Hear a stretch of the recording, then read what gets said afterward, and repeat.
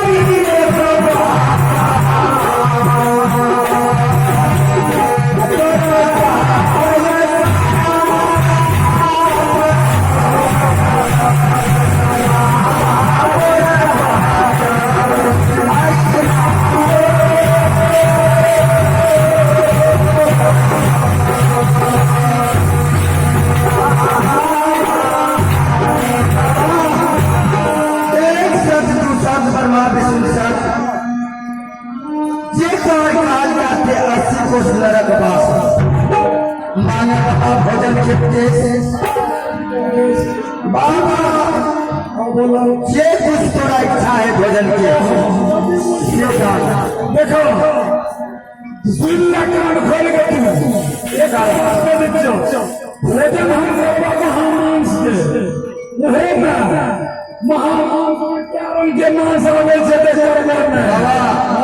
काल के मांस सब एक है जैसे बकरी का सिखाए तब किए थे मांस नाम तेरा बेटा के मार के भोजन की करा बेटा के मार के भोजन बेटा के मार के भोजन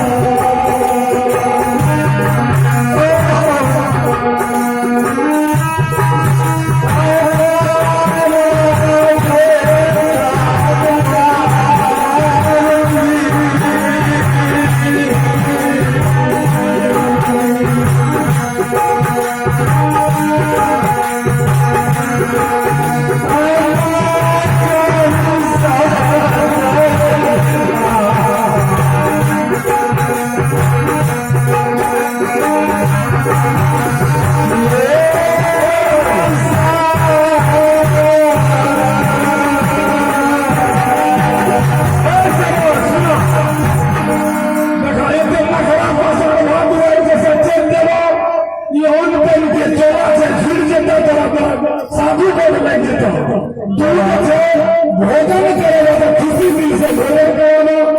अगर आँख से आंसू गिरते तो भोजन नहीं करो। आँख से तुम्हारे से भोजन करना हुआ दरवाजा पर, अब आँख से आंसू नहीं गिरना चाहिए। भोजन करो तो जवाब देते हैं भोजन करो महामांस के ठीक से बाबा रंजित माता भोजन बस करा दो, लेकिन ऐसे आंसू नहीं गिरना चाहिए। भगवान आदित्य कुमार की तरफ से बाबा धर्म आदित्य कुमार की तरफ से बाबा धर्म कथा में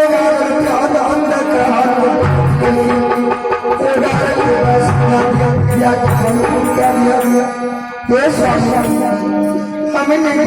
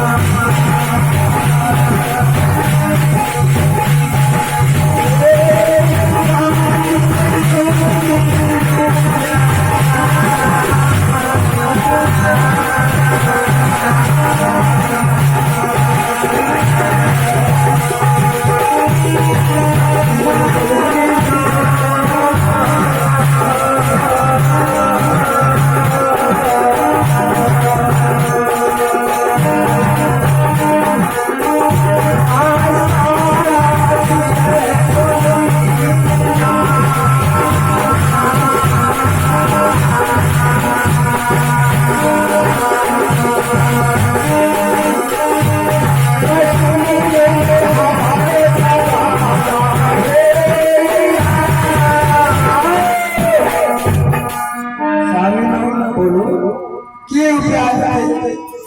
सुनो संत महात्मा का जैसे से भोजन करते ना जैसे मनुष्य कहावत बने अपने खसी बकरी के सुगर में बजा देवे और रंजीत के तोरा में धर्म धर कर रख दिए महात्मा बाबा रखे छे महात्मा बाबा महामस्त भोजन बने से पूज जब रखबे तो रंजीत बेच देते महात्मा भोजन सुबह सब बजा से खसी बकरी के मांस लाला और रंजीत के लुका के रख देवे ठीक है गला महात्मा बाबा का बैठा दिए पहले तो बाबा बैठा तुम पाठ सिंहासन हम तोरा लिए भोजन तैयारी कर दूसरे छाप बाबा से बतिया ठीक है से बतिया गुरु बाबा मार्च बने में तो बाबा कब को उसके बाद टाइम लग जाए मैंने दुनिया से बना वो दुनिया से बना 1 घंटा के फुर्सत का 2 घंटा बनो रंजित बालक कल्याण से आंगन में ठीक है ओकरा बलिदान क्या महामास से जावे सुनिया बलिदान तो होता है से नौ में जीवना चाहिए ना जटे एक से दोनों बाबा साजी थे 1 घंटा के छुट्टी का ठीक है महामास बना के अब ओकरा भोजन करा ठीक से तो 2 घंटा बनियो ता विश्राम करत कुछ के चटाई पर कुछ के चटाई